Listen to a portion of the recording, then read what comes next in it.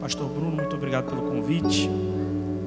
E é sempre bom voltar aqui a essa casa e rever os irmãos e alguns aqui que deixamos como amigos. Queridos, eu queria dividir com vocês um texto da Bíblia. Vamos abrir a nossa Bíblia no primeiro livro de Samuel, capítulo 15. Primeiro livro do profeta Samuel, capítulo 15.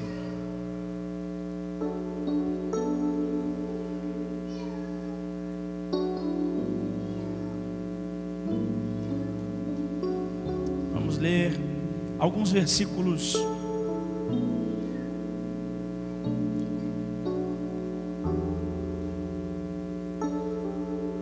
de uma forma alternada a partir do versículo 1. Quem encontrou, diga amém. Para ficar mais fácil, o irmão que não achou, dá um help para ele aí. Diz assim: então disse Samuel a Saul: enviou-me o Senhor a ungir-te rei sobre o seu povo, sobre Israel. Ouve, pois, agora a voz das palavras do Senhor. Assim diz o Senhor dos exércitos: eu me recordei do que fez Amaleque a Israel, e como se lhe opôs no caminho quando subia para o Egito. Vai agora, pois, fere Amaleque e destrói totalmente tudo que tiver, e não lhe perdoes. Porém matarás desde o homem até a mulher, desde os meninos até aos de peito, desde os bois até as ovelhas, e desde os camelos até os jumentos. Versículo 7. Feriu Saul então os amalequitas, desde Avilá até Sur, que está de fronte do Egito, e tomou vivo Agag, rei dos amalequitas, porém a todo o povo destruiu a fio de espada. Verso 11. Arrependo-me de haver posto Saul como rei, porquanto deixou de me seguir e não executou minhas palavras. Então Samuel se contristou e toda a noite clamou ao Senhor. Madrugou Samuel para encontrar Saul pela manhã, e anunciou-se a Samuel, dizendo: já chegou Saul ao Carmelo, e eis que levantou para si uma coluna. Então fez volta e passou e desceu a Gilgal. Veio, pois, Samuel a Saul, e Saul lhe disse: bendito sejas tu do Senhor, executei a palavra do Senhor. Então disse Samuel: que balido, pois, de ovelhas é este nos meus ouvidos, e o mugido de vacas que ouço? E disse Saul: de Amaleque as trouxeram, porque o povo perdoou ao melhor das ovelhas e das vacas para oferecer ao Senhor teu Deus. O resto, porém, temos destruído totalmente. 16. Então disse Samuel a Saul: espera, e te declararei o que o Senhor me disse esta noite. E ele lhe disse: fala. Verso 22. Porém Samuel disse: tem porventura o Senhor tanto prazer em holocaustos e sacrifícios, como em que obedeça a palavra do Senhor? Eis que o obedecer é melhor que o sacrificar, e o atender melhor que a gordura de carneiros, porque a rebelião é como o pecado de feitiçaria, e o porfiar é como iniquidade e idolatria. Porquanto tu rejeitaste a palavra do Senhor, ele também te rejeitou a ti, para que não sejas rei. 28. Então Samuel lhe disse: o Senhor tem rasgado de ti hoje o reino de Israel, e tem dado ao teu próximo melhor do que você. 32. Então disse Samuel: trazei-me aqui Agag. O que Agag é, irmãos? Não, eu não ouvi. Agora eu não escutei. E Agag veio a ele triste, com raiva. É isso que está escrito? Veio como? Tradução na linguagem de hoje: alegre. na minha tradução animosamente, contente, feliz. E disse a Agag: na verdade já passou a amargura da morte. Disse porém Samuel: assim como a tua espada desfilhou as mulheres, assim ficará desfilhada a tua mãe entre as mulheres. Então Samuel despedaçou Agag perante o Senhor em Gilgal. Curve a sua cabeça, fala com a gente, Senhor. Precisamos continuar ouvindo a sua voz. Esse culto aqui é totalmente dinâmico, de uma forma em que a gente fala, o Senhor responde, o Senhor fala e a gente responde. Já entregamos a nossa parte do culto racional, que são os louvores. Já entregamos a Ti a nossa oferta. Agora, em detrimento a tudo isso, fala com a gente. Abra nosso coração para que a gente escute, para que a gente ouça, põe em prática, e que saiamos daqui uma vez mais direcionados pelo Teu Espírito e fadados ao sucesso e à vitória para a glória do Teu nome. No decorrer que a Tua palavra for sendo pregada, Tu tens liberdade para usar a minha boca como profecia, como decreto, e o Teu Espírito liberdade entre o Teu povo para fazer o que lhe apraz: batizar, restaurar, renovar, curar, salvar, vivificar. Tu és o Senhor desta igreja. Tu tens liberdade entre nós, por isso nós Te amamos, Te adoramos, e com as nossas palmas nós glorificamos o Teu nome para a glória do nome do Senhor Jesus. Amém.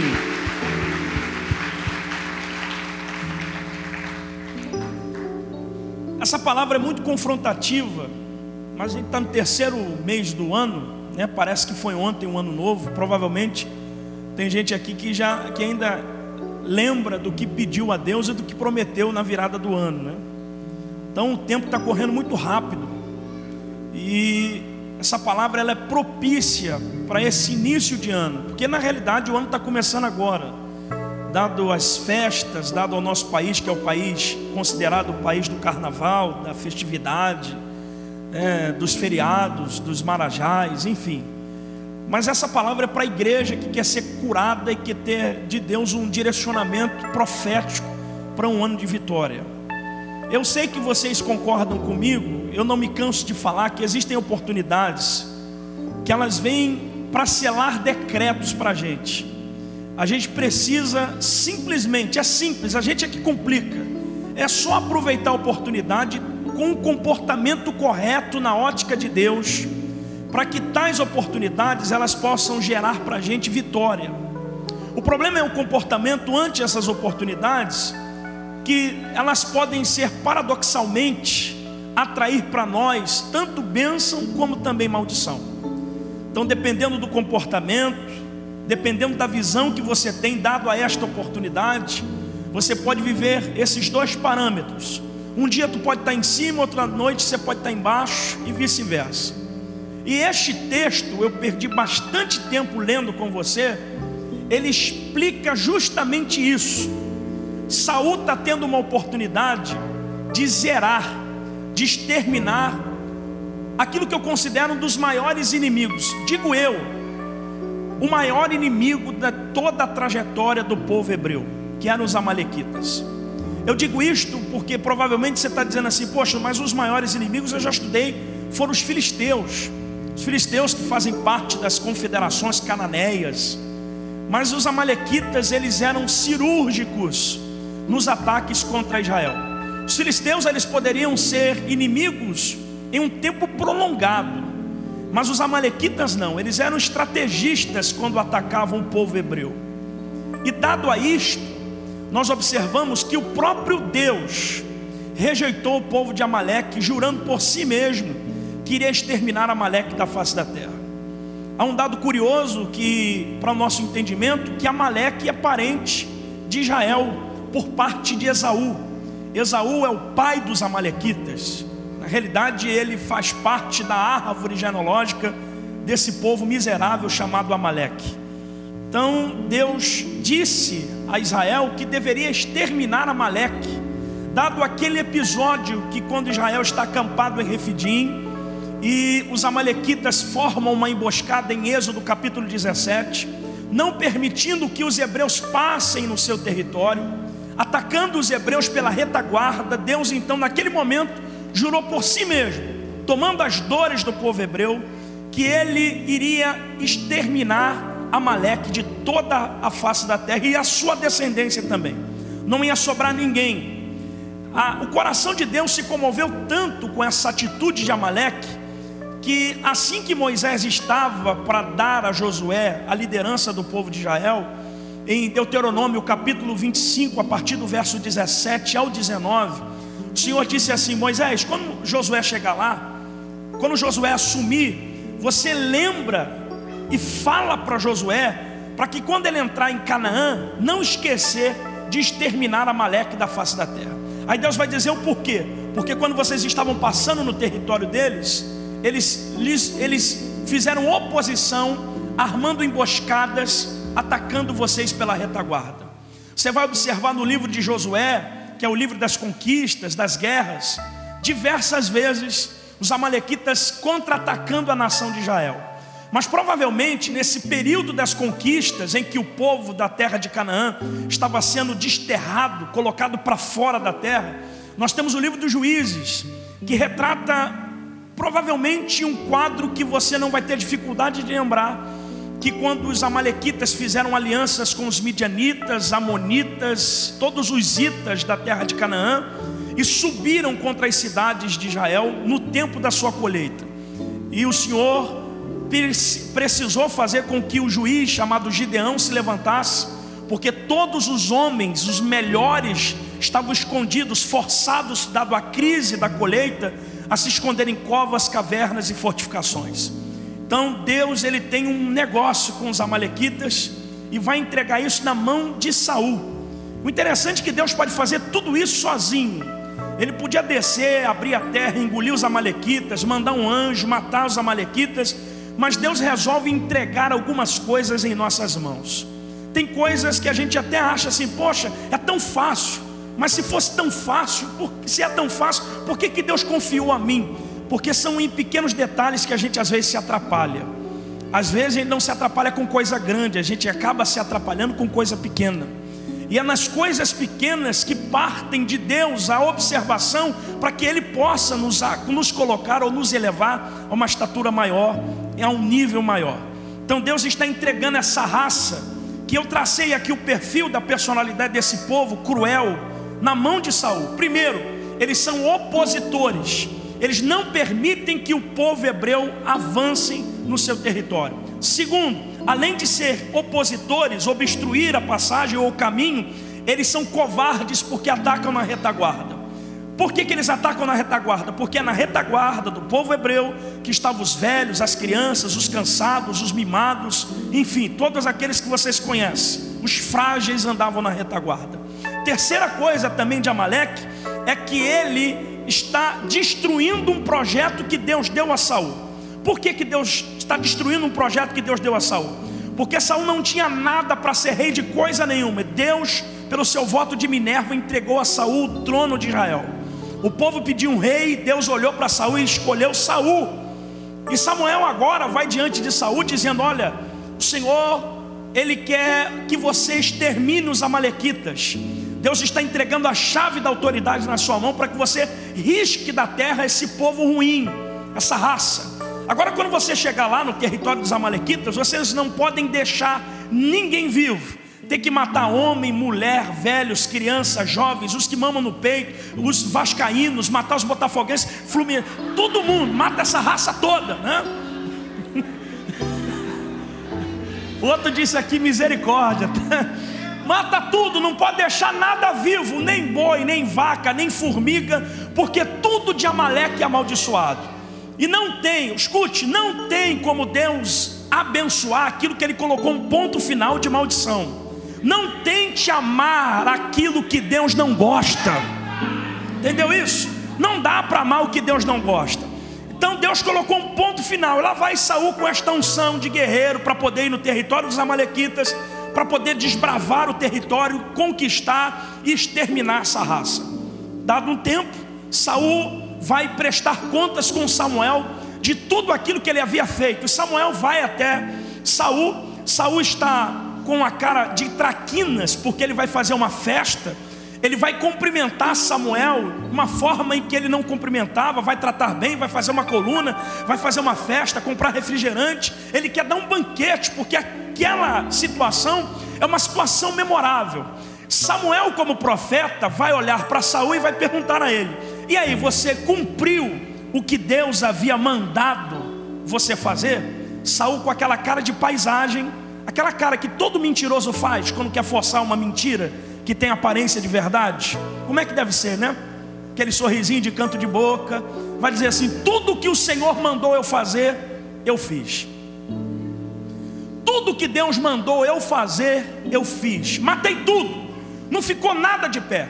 Enquanto ele está dando esse relatório, a Bíblia diz que as vacas que ele havia preservado de Amaleque e as ovelhas começaram a fazer barulho.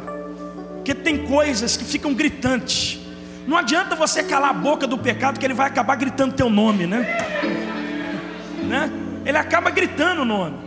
O pastor Coti, dizendo acerca do pecado de Davi, ele diz que tem coisas que, por mais que a gente tranque e feche a porta, tem pecado que escorre por baixo dela, né? As ovelhas estão dizendo como se fossem profetas. Gente, isso aqui dá até outra mensagem, veio agora esse fax. Como se fossem profetas, porque na realidade os profetas estão silenciados. Samuel aqui é um juiz. Os profetas estão silenciados, estão mancomunados com o pecado do rei, ninguém denuncia. E quando não houver profetas, as pedras vão clamar. E quando não houver pedras, os bois e as vacas vão começar a falar. E quando não houver bois e vacas, as jumentas vão começar a falar. E quando não houver jumentas, sabe-se lá, o próprio Deus desce pessoalmente e arranca você de lá do lugar que você não deve estar mais. Só que escute, ele vai ouvir aquilo, aquela declaração das ovelhas e das vacas, e vai olhar para Saul e vai dizer: calma aí, que barulho é esse que eu estou ouvindo? Você não deveria ter matado tudo? Você não deveria ter exterminado? Você não entendeu que nada de Amaleque serve? E se não serve para Deus, não pode servir para a gente. Se Deus não quer, eu não posso querer também. O problema da nossa geração, às vezes, vou começar a aplicar, é que a gente fica gostando das coisas de Deus, mesmo sem Deus estar nas coisas. A gente fica tão acostumado com essas coisas, que a gente não percebe que o tempo passou, que a coisa não vira mais, que Deus não está mais no negócio, que está na hora de virar as costas. Mas Samuel é inteligente. Saul vai dizer: eu trouxe essas ovelhas, essas vacas. Gente, pegou fogo agora aqui dentro de mim. Eu trouxe essas ovelhas, essas vacas. Olha para mim, quem está me ouvindo, diga amém. Porque eu estou fazendo uma festa para Deus, e eu vou dar ovelha e vaca como sacrifício. Deus no Antigo Testamento não é movido por sacrifício de boi, de ovelha. Então eu vou dar isso para Deus. Essa resposta é capciosa. Se Samuel fosse um dos pastores dessas igrejas modernas que a gente tem por aí, ele vai dizer: fica tranquilo, não tem problema você trazer dinheiro do roubo e trazer para a igreja, que Deus santifica. Não tem problema você rouba na empresa e dá o dízimo, Deus está santificando, vai te fazer prosperar. Só que Samuel é profeta, e profeta ora.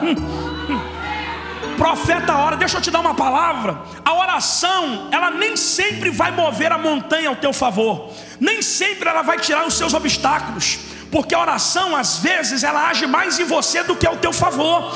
Quem ora discerne mais, quem ora vive mais, quem ora ouve mais de Deus. Então toda e qualquer atitude antes de você tomar, ore, busque a Deus, porque senão você vai ficar no vácuo perguntando a Deus o porquê é que o projeto não deu certo, e Deus vai dizer: não deu certo porque você não me perguntou se você deveria abrir, se você deveria estar, se você deveria ter falado, se você deveria fazer. Você às vezes, como eu às vezes também, na ação da precipitação, a gente primeiro faz, depois ora. A gente primeiro toma atitude, depois pergunta. A gente primeiro avança para depois olhar para o céu. E Deus está dizendo: o freio de mão tem que ficar puxado. Eu não quero que você vá na minha frente, eu quero andar junto com você, né? Olha para esse irmão aí, diga para ele: ore. Diga para ele, porque diga para ele: você pode não mudar a sentença, mas você ameniza resultados. Ore. Se esses camaradas aí que adoram a grana, adoram o dinheiro, movido a dinheiro, poxa, pode trazer, porque Deus está aceitando. Só que Samuel é profeta, meu irmão. E quando o profeta aceita, Deus rejeita. Dá um sorriso aí. Aí tem gente que não entende porque que está ofertando, dizimando e não prospera. Não prospera porque o que você dá para Deus é sujo. E Deus só aceita coisa santificada. Por isso que o cordeiro para Deus tem que ser oferecido antes de nascer. A tua oferta tem que gritar o teu nome. Não entendeu não, né? Vamos lá. O texto diz que Samuel vai orar. Então, irmão, olha para esse vizinho da direita e da esquerda, diga para ele: vai orar.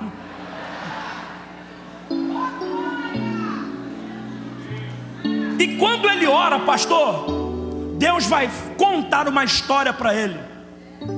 Vai dizer: Samuel, é o seguinte, vai dizer para Saul que quando ele não era ninguém, eu fiz dele alguém. Quando ele não tinha casa, eu dei a ele um trono. Quando ele não tinha endereço, eu fiz dele um rei. Quando ele não tinha direção, eu dei a ele uma unção. E a única coisa que eu queria é que ele me ouvisse, me obedecesse. Aí Deus vai usar o trocadilho de palavras, porque segura essa aí, segura essa, nota na tábua do teu coração. A única coisa que supera a unção é o ouvir. Porque a unção você perde, o que você ouve não se perde. E você é extremamente aquilo que você ouve. Tem gente que troca o ouvir pelo fazer. É por isso que faz e não dá certo, porque você não ouve. Dá um aleluia aí, gente. Ele está aqui, ó, escute. Eu quero só te dizer um negócio. Você não precisa ter cargo na igreja, dinheiro. Você precisa só ouvir. Entendeu? Você não precisa estar em cima com o nome no cartaz. Você não precisa ter vento favorável. Você só precisa ouvir. Porque quem ouve hoje pode não ter nada, mas já ouviu de Deus que um dia o negócio vai virar. O que te faz ficar aqui é isso. A coisa um dia vira. A coisa um dia dá certo. Olá, a coisa um dia dá certo. Eu ouvi de Deus, e Deus quando falou gravou no meu espírito. Eu ouvi. Alguém está dizendo para você: desiste desse negócio. Não, eu ouvi de Deus, eu vou ficar. Alguém está dizendo: volta para trás porque não vai dar certo. Não, eu ouvi de Deus. E tem vitória que Deus traz em forma de derrota. Segura aí. Tem coisas que você precisa perder, ceder. Deus precisa fazer você passar por isso, para arrancar essas aves de rapina miseráveis que fica do teu lado para sugar o que você tem. Deus não vai permitir isso. Então ouça. Olha para mim. Em forma poética, eu quero sair da introdução. Em forma poética, Deus vai responder para ele assim: vai lá, Samuel, vai dizer para ele: tem o Senhor porventura tanto prazer em sacrifícios, quanto em que se obedeça? O interessante é que no original essa palavra obedecer tem a mesma conotação de ouvir. A única coisa que Deus queria é que ele ouvisse e ouvisse. Porque quando você ouve de uma fonte, você não só passa a beber dela, como se parece com ela. O problema é que você está ouvindo de muita gente e não ouve da fonte. Está confuso, sem direção. Um dia você é uma coisa, um dia você quer ser discípulo, outro dia você quer ser pentecostal do reteté, um dia você quer estar na visão, outro dia você não quer mais nada. Você está sem direção porque você não ouviu da fonte. Você está indo na emoção, você está indo no balabalá, você está indo no arrepio da carne. E Deus está dizendo: eu quero te dar uma direção, eu quero te dar um foco, eu quero te dar um objetivo. Olha para o teu irmão e diga: ele quer te dar um objetivo. Esse negócio de ficar oscilante, um dia você é uma coisa, outro dia você é outra, tem que acabar. Olha o que Deus está dizendo. Será que ele tem tanto prazer? Eu tenho tanto prazer em sacrifícios e holocausto quanto que se obedeça? Eis que o obedecer é melhor que o sacrificar. O que isso custou a Saul? O trono. E uma baita de uma dor de cabeça. Por isso que eu digo que isso custa um sonho. E sonho é sempre aquilo que você nunca sonhou e Deus entregou e confiou a você. Porque Deus dá a você o que você sonha é muito superficial. Deus sempre vai dar para você o que você nunca sonhou. O sonho de Deus, ele não está atrelado ao seu sonho natural, limitado. Eu queria ter um carro novo. Isso é fácil. Para Deus acabou. Agora Deus sempre vai dar para você em sonhos aquilo que você nunca sonhou, porque o pensamento dele está lá em cima. Então o sonho de Deus não está aqui embaixo. Deus não sonha com nada limitado. Deus não sonha com nada perecível, momentâneo. Deus sonha com eternidade. O problema é essa urgência que a gente tem, que deixa ocupar o espaço daquilo que é necessário. Você tem urgência de ter alguma coisa, Deus está dizendo para você, mas isso não é necessário agora. Você tem outras coisas para organizar. Eu sei que você quer, mas eu quero te dar isso aqui.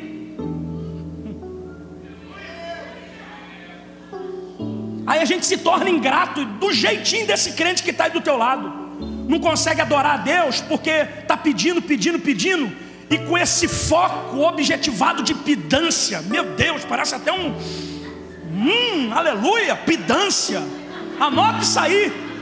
Desceu do céu, ou não sei de qual céu foi. Você deixa de agradecer a Deus o que Deus tem feito para você. Olha para mim. Você quer que eu te prove que a tua vida deu certo? Sem Deus falar contigo? Olha ao teu redor. Me diga se a tua circunstância não diz alguma coisa para você. Que você tinha tudo para dar errado, mas você está aí sobrevivendo. Aos troncos e barrancos você está aqui na igreja, ferido, machucado, mas você tem força para aplaudir ao Senhor. É isso. Eu estou com um projeto aí chamado Na Lata. Eu mudei o meu ministério. Na Lata é tudo aquilo que a gente precisa ouvir e ninguém tem coragem de falar.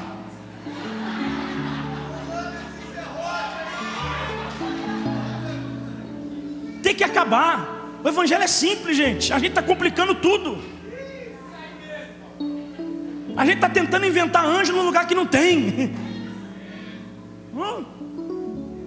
Isso vai custar a Saul o que Deus deu a ele, o trono, e uma baita de uma dor de cabeça. Por quê? Porque Deus disse por Samuel que iria rasgar o trono de Saul, ia dar este trono a outro que seria melhor do que ele. Irmão, uma coisa é alguém falar que você é um bom ensinador, um bom pregador, um bom músico, um bom crente. Outra coisa é os céus falar alguma coisa de você. O problema é que a gente fica atrás da popularidade da terra, e a popularidade da terra é passageira. Seu ministério não pode ser medido pelas curtidas que você tem nas frases que você posta no Facebook. Seu ministério não é medido por uma mensagem que você pregou e o povo não deu glória a Deus. Você entendeu que o recado foi de Deus? Então fique bem consigo mesmo. Seu ministério não pode ser medido, nem a igreja é medida pela quantidade de gente que vem aqui. Pastor Bruno não pode ser medido. Hoje o culto está cheio, o pastor está no azeite. Hoje o culto está vazio, o pastor está vazio. A igreja não é medida por resultados, é medida por fidelidade. Fidelidade, não, você não entendeu, eu vou repetir. A tua vida não é medida por resultados, é medida por fidelidade. Quem traz resultados é Deus. Agora cuidado, você que adora um aplauso, você que adora uma massagem no ego, você que adora um tapinha nas costas, um sorrisinho, cuidado, que você está em busca às vezes daquilo que Deus não quer te dar. Deus quer te dar intimidade, e você está inchando, porque o dia que alguém te confrontar, você sai da igreja. E eu ouvi isso, meu irmão. Quem sai da igreja por causa de alguém é porque nunca entrou na igreja por causa de Jesus. Tá aí magoadinho, Eu tô orando, pastor, para ver se meu tempo aqui já acabou. Olha pro teu irmão, dá um sorriso para ele, diga: para de palhaçada.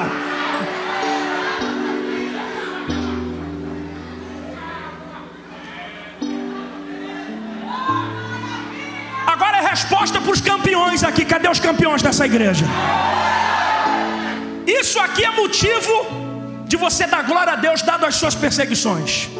Ninguém te persegue, ninguém lhe faz oposições dado aquilo que alguém comenta ao teu respeito. As oposições são forjadas e firmadas dado aquilo que os céus estão falando de você. Saul não começou a ficar com raiva de Davi porque as mulheres cantavam que Saul matou 10 milhares e Davi matou seus não sei quantos milhares. Saul está com raiva de Davi porque Deus disse a Samuel que Davi é melhor do que ele. Segura aí, pastor Bruno, porque isso aí é pra gente. Nem sempre o melhor está aqui em cima. Nem sempre o melhor é o que chega primeiro. Então para de conciliar esses fracassos e insucessos da vida com a falta de proteção em favor de Deus. Às vezes Deus não te dá para te livrar de ter o que Ele não vai te dar, de te posicionar onde Ele não quer.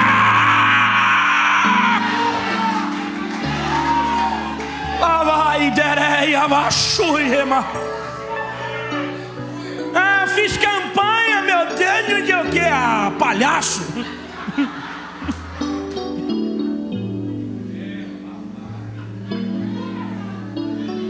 Perdeu o projeto, perdeu o sonho, desobedeceu a Deus, a casa caiu. Ainda tem que conviver com a danada da desgraça da consciência, dizendo: esse cara que está aí embaixo, com cheiro de ovelha, com cheiro de estrume de gado, é melhor do que tu. Aí, meu irmão, é insegurança. Aí o livro Perfil de 3 Reis diz que enquanto Saul atirava a lança, Davi se tornava especialista em se desviar delas. Porque quanto mais lança atira na gente, mais a gente tem que ter habilidade para se desviar. Pastor, sabe por quê? Porque a lança que Saul atirava era sempre quando Davi chegava perto. E às vezes que Davi chegava perto, era na presença do rei, no palácio. Cada lança que atiram, na realidade eles estão dando tiro no pé. Está pegando neles mesmos. Pastor, e a justiça de Deus? A justiça de Deus requer que você perca o direito, para que Ele exerça por ti o direito que você não tem que ter. Não vem dizendo que quem me viu passar na prova e não me ajudou, a palhaçada.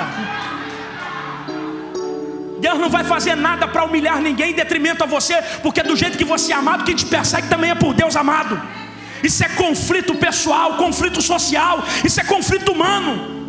Enquanto estivermos aqui, nós teremos esse conflito. Pergunte-me: por quê, pastor? Diga: por que isso acontece na igreja? Porque a igreja é completa, mas não é perfeita. A igreja é completa porque cremos nas doutrinas da Bíblia, cremos na palavra de Deus, somos ungidos e movimentados pelo Espírito Santo, mas ela é imperfeita, porque enquanto nós estivermos aqui, estaremos no processo de aperfeiçoamento. Então aprenda a ser maduro, a lidar com essas coisas.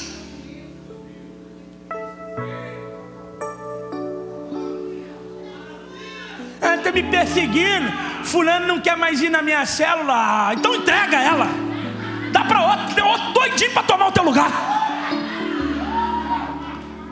Estou desmotivado, né, pastor? Sabe como é que é, né? Porque a gente se esforça. Você está se esforçando para metodista ou para o reino?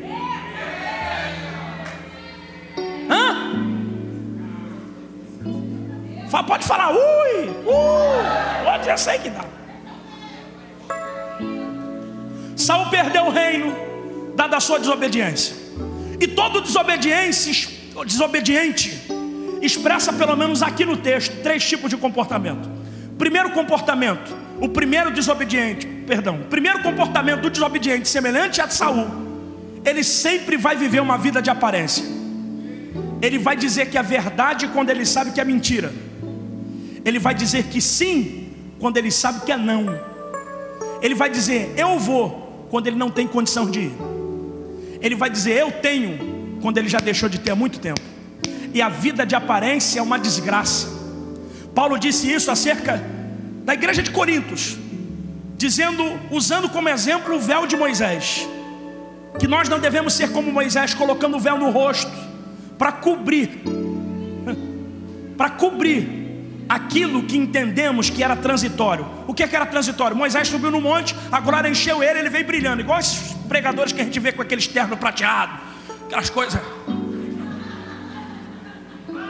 Botar uma luz neon ali, o camarada até flutua.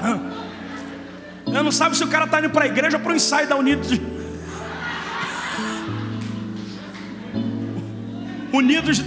Acadêmico do Barranco, é por aqui, né? Sei lá como é que é o troço. Moisés desceu refletindo a glória. Só que a glória, disse Paulo, era transitória, mas o véu no rosto dizia para todo mundo que a glória de Moisés estava ali. É uma desgraça isso, né? A gente continua tendo véu no rosto para que alguém diga que a gente está cheio da glória, quando a gente sabe que a gente está vazio. A gente fica tentando viver a vida eternamente porque tivemos uma experiência com Deus, e a vida com Deus é dada por experiências e não uma experiência. Nos tornamos saudosistas e por isso vivemos de aparência, e ficamos pregando mensagem dizendo: porque o avivamento da Rua Azusa, porque o avivamento de John Wesley, porque, meu irmão, Deus não quer saber o que foi, Ele quer saber o que está acontecendo agora. Ele quer saber o que você está fazendo para mudar isso. E a gente continua vivendo de aparência. Lembra daquelas 10 mulheres que tinham a mesma expectativa, morando na mesma casa, esperando o noivo com a mesma roupa, virgens? Tinha lamparina, tinha tudo. E o que diferenciava as loucas das prudentes? O azeite de reserva. Porque a única coisa, segura essa, o que nos diferencia é justamente aquilo que nos une. Porque ser crente do jeito que a gente é, ninguém tem expectativa de que você faça nada, porque você é um crente normal. Todo mundo sabe que você chega ali, senta aí, vai cultuar, não vai faltar um culto. Mas tem outros que a gente diz assim: meu Deus, o que ele vai fazer hoje? Tem outros que são tão malucos que a gente todo culto é uma novidade. Um dia ele pula num pé só, outro dia ele pendura no ventilador, outro dia ele sai marchando, profetizando. Por quê? Porque resolveu deixar de viver uma vida normal. Olha para mim, gente. Olha para mim. Não é chato viver uma vida de aparência? Você tem que forçar uma imagem, pentear esse cabelo de um lado para o outro, para que você seja aceito em um métier, para que alguém goste de você. Para com essa palhaçada, se ame. Goste de você. Ninguém tem que amar você por aquilo que você ostenta, tem que te amar por aquilo que você é. Ou você não reparou não, que você é feio?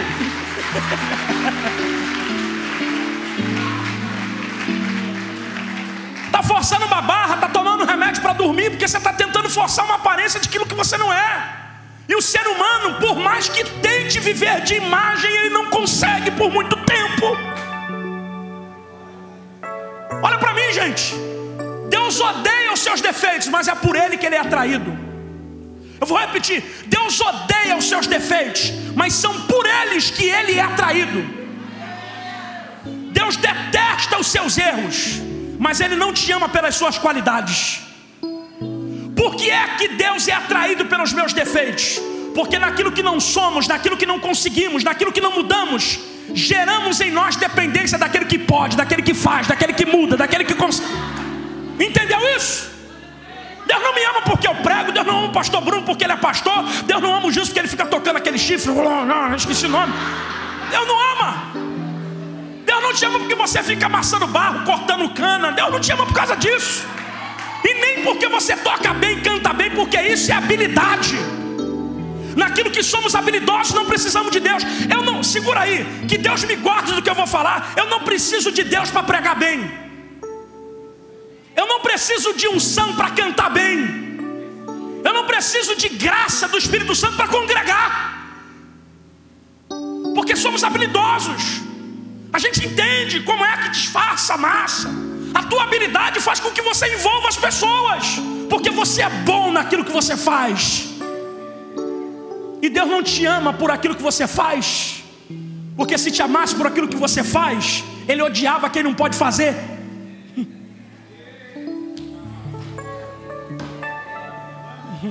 Deus te ama pelos esses defeitos aí que você tem. Deus ama você por essa cara feia que você tem, que você passou batom, mas não resolveu nada. Deus ama você com esse cabelo. Cada mês você está com um cabelo diferente. Um dia que você até botou... O cabelo é tão que você passa um ferro quente, o cabelo fica espiado.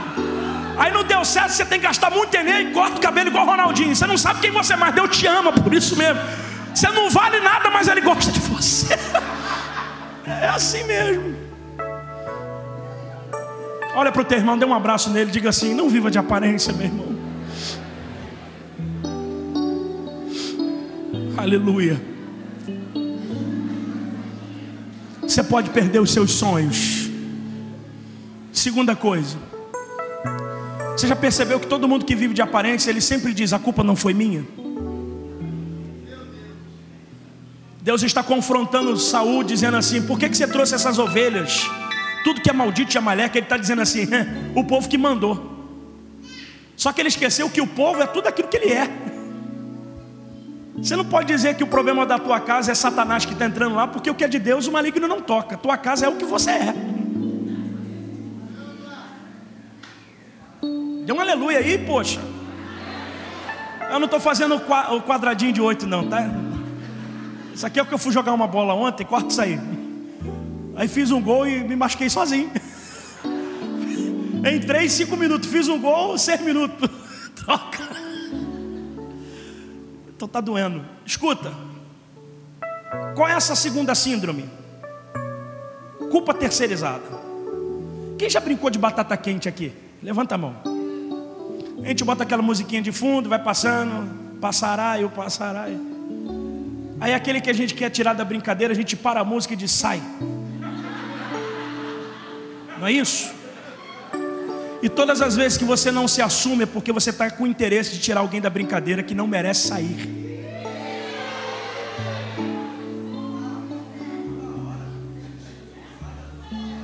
Deus, ei, a Bíblia diz que os mistérios de Deus, eles não são dados para quem ora muito, para quem jejua muito, para quem lê muito, para quem estuda muito, mas os mistérios são para aqueles que são sinceros. Deus ama a sinceridade. Se assume. Assina o BO. Fui eu que fiz o comentário. Foi infeliz, pastor, não era para ter comentado, porque não sei de onde veio isso. Assume. Mas não diga que foi ninguém que falou, quando você sabe que foi você que falou. Coisas que a gente precisa ouvir, mas ninguém tem coragem de falar, né? E nenhum pastor pode falar, porque se ele fala aqui, amanhã tu não volta mais. Então Deus traz um profeta de fora para falar para você. Se assume.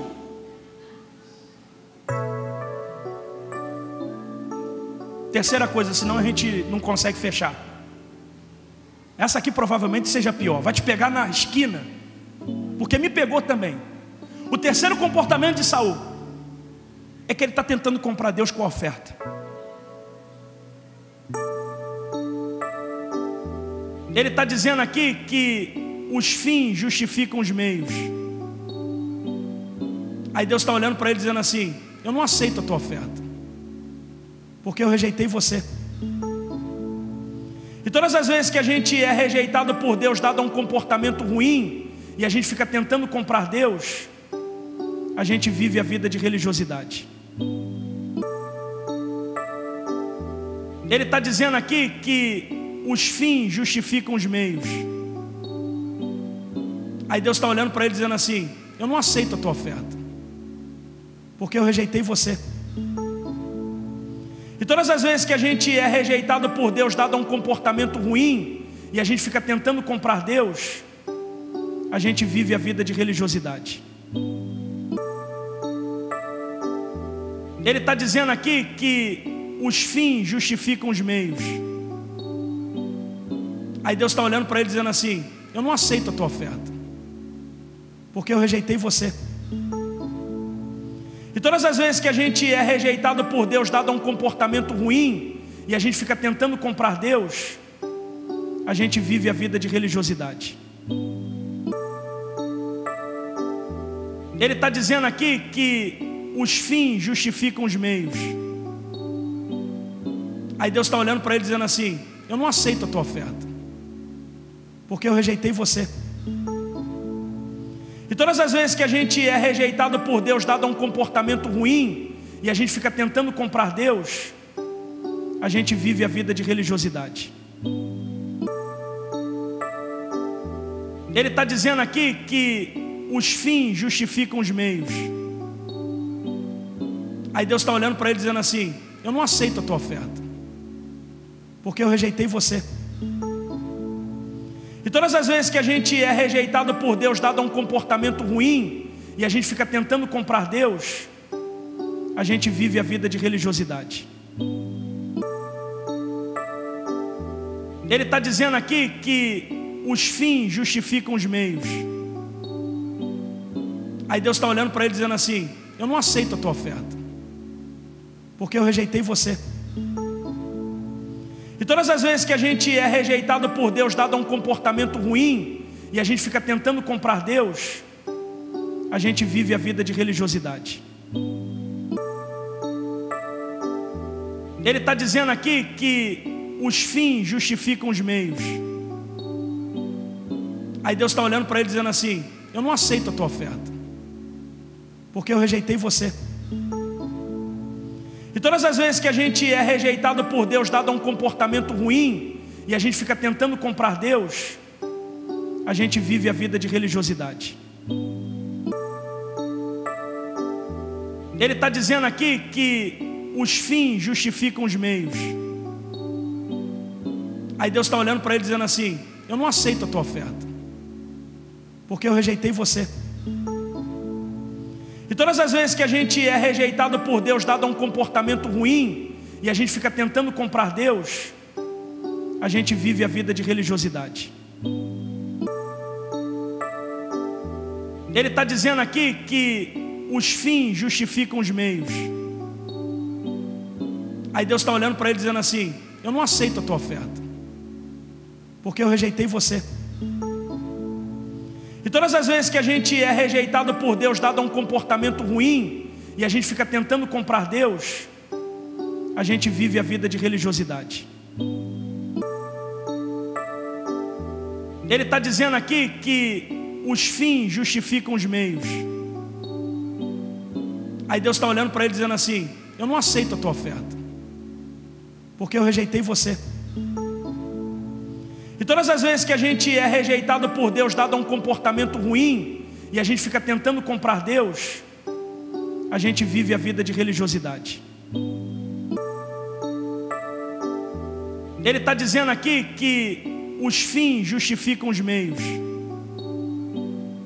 Aí Deus está olhando para ele dizendo assim: eu não aceito a tua oferta, porque eu rejeitei você.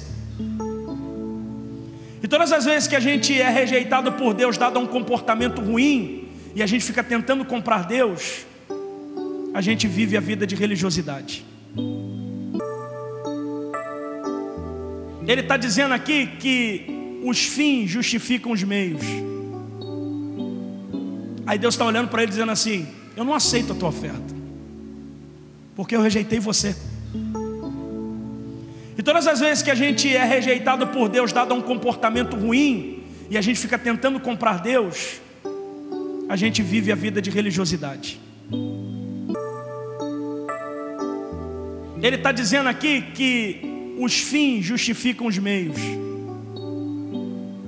Aí Deus está olhando para ele dizendo assim: eu não aceito a tua oferta, porque eu rejeitei você. E todas as vezes que a gente é rejeitado por Deus, dado a um comportamento ruim, e a gente fica tentando comprar Deus, a gente vive a vida de religiosidade. Ele está dizendo aqui que os fins justificam os meios. Aí Deus está olhando para ele dizendo assim: eu não aceito a tua oferta, porque eu rejeitei você. E todas as vezes que a gente é rejeitado por Deus, dado a um comportamento ruim, e a gente fica tentando comprar Deus, a gente vive a vida de religiosidade.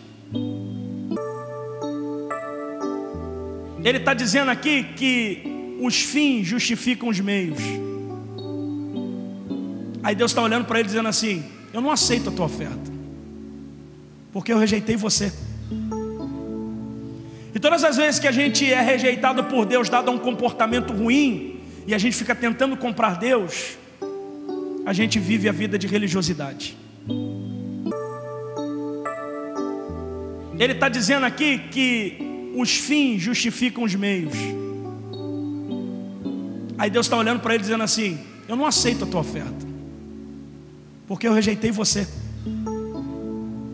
E todas as vezes que a gente é rejeitado por Deus, dado a um comportamento ruim, e a gente fica tentando comprar Deus, a gente vive a vida de religiosidade. Ele está dizendo aqui que os fins justificam os meios. Aí Deus está olhando para ele dizendo assim: eu não aceito a tua oferta, porque eu rejeitei você. E todas as vezes que a gente é rejeitado por Deus, dado a um comportamento ruim, e a gente fica tentando comprar Deus, a gente vive a vida de religiosidade. Ele está dizendo aqui que os fins justificam os meios. Aí Deus está olhando para ele dizendo assim: eu não aceito a tua oferta, porque eu rejeitei você. E todas as vezes que a gente é rejeitado por Deus, dado a um comportamento ruim, e a gente fica tentando comprar Deus, a gente vive a vida de religiosidade. Ele está dizendo aqui que os fins justificam os meios. Aí Deus está olhando para ele dizendo assim: eu não aceito a tua oferta, porque eu rejeitei você. E todas as vezes que a gente é rejeitado por Deus, dado a um comportamento ruim, e a gente fica tentando comprar Deus, a gente vive a vida de religiosidade.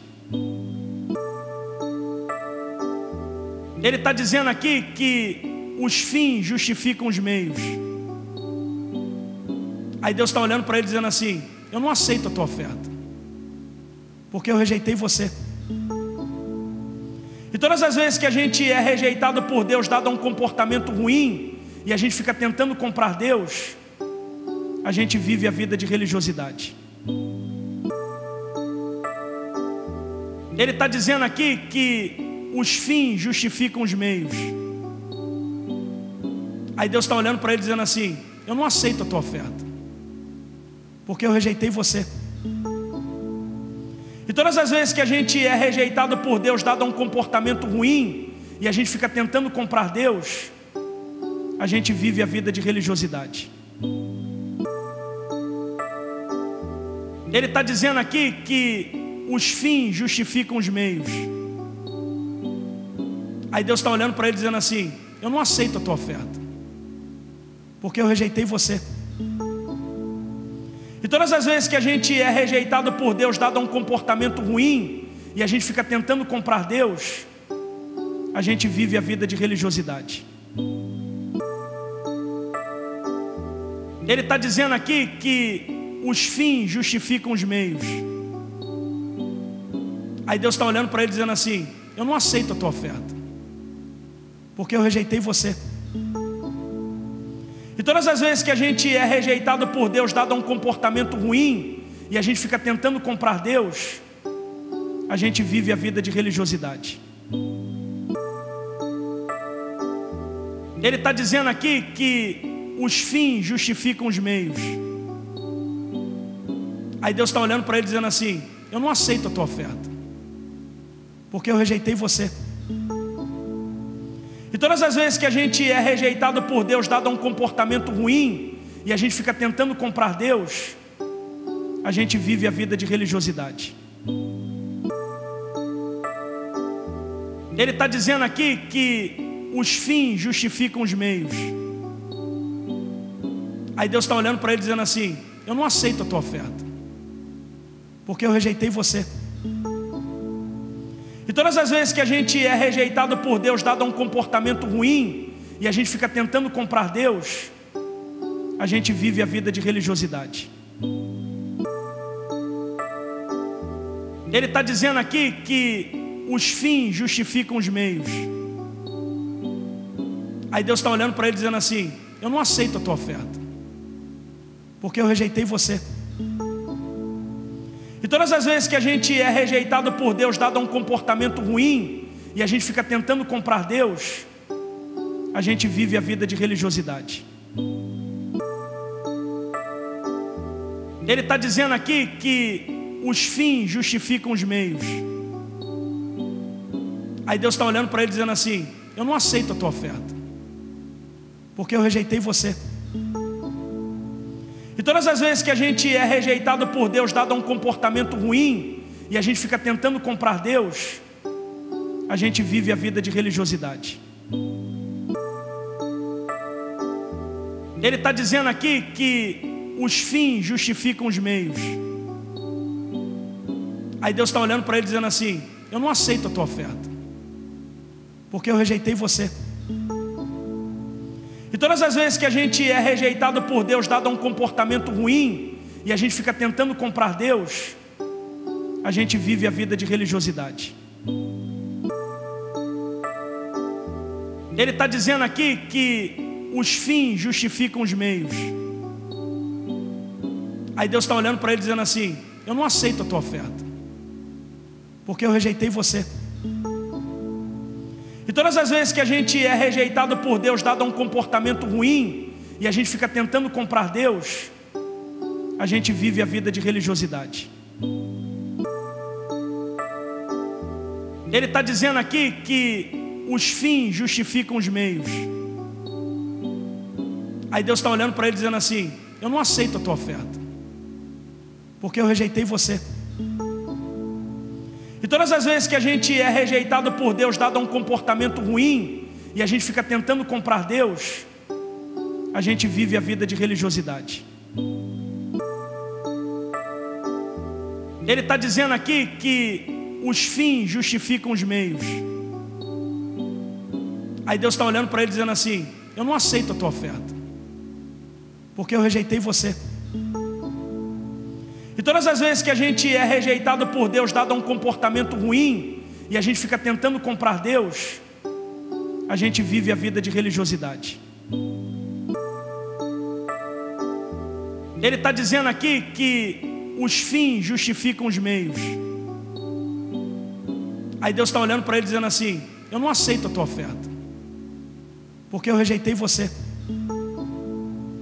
E todas as vezes que a gente é rejeitado por Deus, dado a um comportamento ruim, e a gente fica tentando comprar Deus, a gente vive a vida de religiosidade.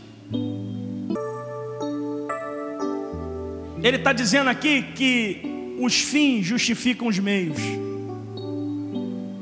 Aí Deus está olhando para ele dizendo assim: eu não aceito a tua oferta, porque eu rejeitei você. E todas as vezes que a gente é rejeitado por Deus, dado a um comportamento ruim, e a gente fica tentando comprar Deus, a gente vive a vida de religiosidade. Ele está dizendo aqui que os fins justificam os meios. Aí Deus está olhando para ele dizendo assim: eu não aceito a tua oferta, porque eu rejeitei você.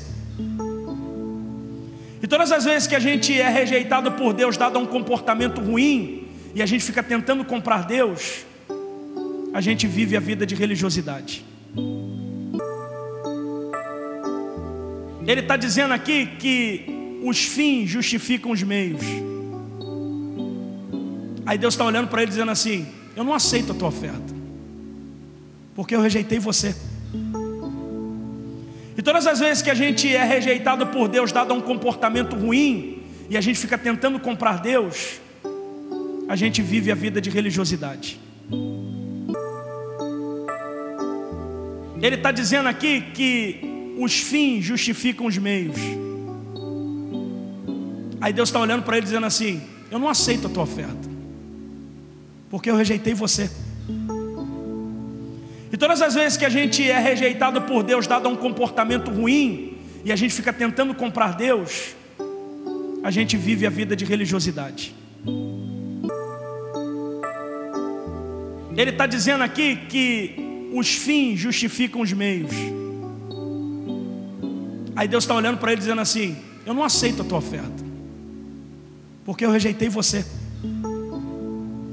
E todas as vezes que a gente é rejeitado por Deus, dado a um comportamento ruim, e a gente fica tentando comprar Deus, a gente vive a vida de religiosidade. Ele está dizendo aqui que os fins justificam os meios. Aí Deus está olhando para ele dizendo assim: eu não aceito a tua oferta, porque eu rejeitei você. E todas as vezes que a gente é rejeitado por Deus, dado um comportamento ruim, e a gente fica tentando comprar Deus, a gente vive a vida de religiosidade. Ele está dizendo aqui que os fins justificam os meios. Aí Deus está olhando para ele dizendo assim: eu não aceito a tua oferta, porque eu rejeitei você. E todas as vezes que a gente é rejeitado por Deus, dado um comportamento ruim, e a gente fica tentando comprar Deus, a gente vive a vida de religiosidade. Ele está dizendo aqui que os fins justificam os meios. Aí Deus está olhando para ele dizendo assim: eu não aceito a tua oferta, porque eu rejeitei você. E todas as vezes que a gente é rejeitado por Deus, dado um comportamento ruim, e a gente fica tentando comprar Deus, a gente vive a vida de religiosidade. Ele está dizendo aqui que os fins justificam os meios. Aí Deus está olhando para ele dizendo assim: eu não aceito a tua oferta, porque eu rejeitei você. E todas as vezes que a gente é rejeitado por Deus, dado um comportamento ruim, e a gente fica tentando comprar Deus, a gente vive a vida de religiosidade. Ele está dizendo aqui que os fins justificam os meios. Aí Deus está olhando para ele dizendo assim: eu não aceito a tua oferta, porque eu rejeitei você. E todas as vezes que a gente é rejeitado por Deus, dado um comportamento ruim, e a gente fica tentando comprar Deus, a gente vive a vida de religiosidade. Ele está dizendo aqui que os fins justificam os meios. Aí Deus está olhando para ele dizendo assim: eu não aceito a tua oferta, porque eu rejeitei você. E todas as vezes que a gente é rejeitado por Deus, dado um comportamento ruim, e a gente fica tentando comprar Deus, a gente vive a vida de religiosidade. Ele está dizendo aqui que os fins justificam os meios.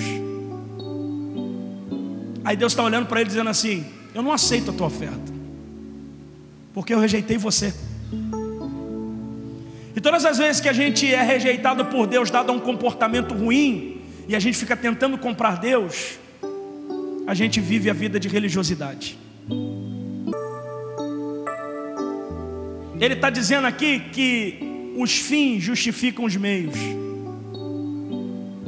Aí Deus está olhando para ele dizendo assim: eu não aceito a tua oferta, porque eu rejeitei você. E todas as vezes que a gente é rejeitado por Deus, dado um comportamento ruim, e a gente fica tentando comprar Deus, a gente vive a vida de religiosidade. Ele está dizendo aqui que os fins justificam os meios. Aí Deus está olhando para ele dizendo assim: eu não aceito a tua oferta, porque eu rejeitei você. E todas as vezes que a gente é rejeitado por Deus, dado um comportamento ruim, e a gente fica tentando comprar Deus, a gente vive a vida de religiosidade. Ele está dizendo aqui que os fins justificam os meios. Aí Deus está olhando para ele dizendo assim: eu não aceito a tua oferta, porque eu rejeitei você.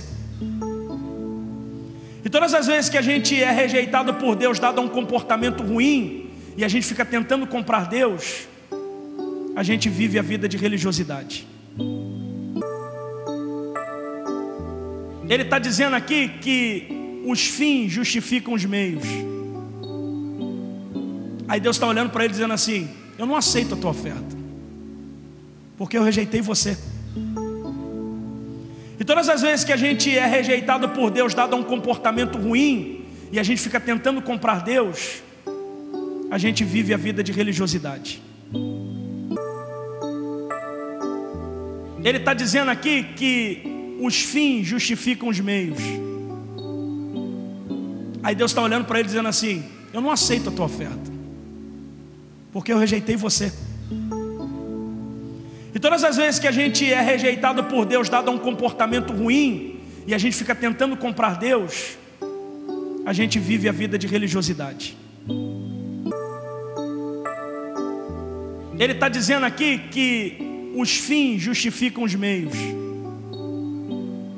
Aí Deus está olhando para ele dizendo assim: eu não aceito a tua oferta, porque eu rejeitei você. E todas as vezes que a gente é rejeitado por Deus, dado a um comportamento ruim, e a gente fica tentando comprar Deus, a gente vive a vida de religiosidade.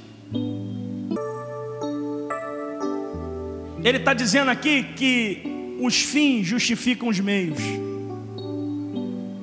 Aí Deus está olhando para ele dizendo assim: eu não aceito a tua oferta, porque eu rejeitei você. E todas as vezes que a gente é rejeitado por Deus, dado a um comportamento ruim, e a gente fica tentando comprar Deus, a gente vive a vida de religiosidade. Ele está dizendo aqui que os fins justificam os meios. Aí Deus está olhando para ele dizendo assim: eu não aceito a tua oferta, porque eu rejeitei você. E todas as vezes que a gente é rejeitado por Deus, dado a um comportamento ruim, e a gente fica tentando comprar Deus, a gente vive a vida de religiosidade. Ele está dizendo aqui que os fins justificam os meios. Aí Deus está olhando para ele dizendo assim: eu não aceito a tua oferta, porque eu rejeitei você. E todas as vezes que a gente é rejeitado por Deus, dado a um comportamento ruim, e a gente fica tentando comprar Deus, a gente vive a vida de religiosidade. Ele está dizendo aqui que os fins justificam os meios. Aí Deus está olhando para ele dizendo assim: eu não aceito a tua oferta, porque eu rejeitei você. E todas as vezes que a gente é rejeitado por Deus, dado a um comportamento ruim, e a gente fica tentando comprar Deus, a gente vive a vida de religiosidade. Ele está dizendo aqui que os fins justificam os meios. Aí Deus está olhando para ele dizendo assim: eu não aceito a tua oferta, porque eu rejeitei você. E todas as vezes que a gente é rejeitado por Deus, dado a um comportamento ruim, e a gente fica tentando comprar Deus, a gente vive a vida de religiosidade. Ele está dizendo aqui que os fins justificam os meios. Aí Deus está olhando para ele dizendo assim: eu não aceito a tua oferta, porque eu rejeitei você. E todas as vezes que a gente é rejeitado por Deus, dado a um comportamento ruim, e a gente fica tentando comprar Deus, a gente vive a vida de religiosidade. Ele está dizendo aqui que os fins justificam os meios. Aí Deus está olhando para ele dizendo assim: eu não aceito a tua oferta, porque eu rejeitei você. E todas as vezes que a gente é rejeitado por Deus, dado a um comportamento ruim, e a gente fica tentando comprar Deus, a gente vive a vida de religiosidade. Ele está dizendo aqui que os fins justificam os meios. Aí Deus está olhando para ele dizendo assim: eu não aceito a tua oferta, porque eu rejeitei você. E todas as vezes que a gente é rejeitado por Deus, dado a um comportamento ruim, e a gente fica tentando comprar Deus, a gente vive a vida de religiosidade. Ele está dizendo aqui que os fins justificam os meios. Aí Deus está olhando para ele dizendo assim: eu não aceito a tua oferta, porque eu rejeitei você. E todas as vezes que a gente é rejeitado por Deus, dado a um comportamento ruim, e a gente fica tentando comprar Deus, a gente vive a vida de religiosidade. Ele está dizendo aqui que os fins justificam os meios. Aí Deus está olhando para ele dizendo assim: eu não aceito a tua oferta, porque eu rejeitei você.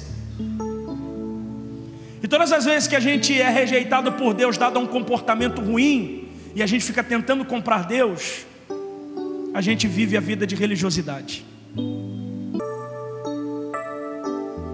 Ele está dizendo aqui que os fins justificam os meios. Aí Deus está olhando para ele dizendo assim: eu não aceito a tua oferta, porque eu rejeitei você. E todas as vezes que a gente é rejeitado por Deus, dado a um comportamento ruim, e a gente fica tentando comprar Deus, a gente vive a vida de religiosidade. Ele está dizendo aqui que os fins justificam os meios. Aí Deus está olhando para ele dizendo assim: eu não aceito a tua oferta, porque eu rejeitei você. E todas as vezes que a gente é rejeitado por Deus, dado a um comportamento ruim, e a gente fica tentando comprar Deus, a gente vive a vida de religiosidade. Ele está dizendo aqui que os fins justificam os meios. Aí Deus está olhando para ele dizendo assim: eu não aceito a tua oferta, porque eu rejeitei você. E todas as vezes que a gente é rejeitado por Deus, dado a um comportamento ruim, e a gente fica tentando comprar Deus, a gente vive a vida de religiosidade. Ele está dizendo aqui que os fins justificam os meios. Aí Deus está olhando para ele dizendo assim: eu não aceito a tua oferta, porque eu rejeitei você. E todas as vezes que a gente é rejeitado por Deus, dado a um comportamento ruim, e a gente fica tentando comprar Deus, a gente vive a vida de religiosidade. Ele está dizendo aqui que os fins justificam os meios. Aí Deus está olhando para ele dizendo assim: eu não aceito a tua oferta, porque eu rejeitei você. E todas as vezes que a gente é rejeitado por Deus, dado a um comportamento ruim, e a gente fica tentando comprar Deus, a gente vive a vida de religiosidade. Ele está dizendo aqui que os fins justificam os meios. Aí Deus está olhando para ele dizendo assim: eu não aceito a tua oferta, porque eu rejeitei você. E todas as vezes que a gente é rejeitado por Deus, dado a um comportamento ruim, e a gente fica tentando comprar Deus, a gente vive a vida de religiosidade. Ele está dizendo aqui que os fins justificam os meios. Aí Deus está olhando para ele dizendo assim: eu não aceito a tua oferta, porque eu rejeitei você. E todas as vezes que a gente é rejeitado por Deus, dado a um comportamento ruim, e a gente fica tentando comprar Deus, a gente vive a vida de religiosidade. Ele está dizendo aqui que os fins justificam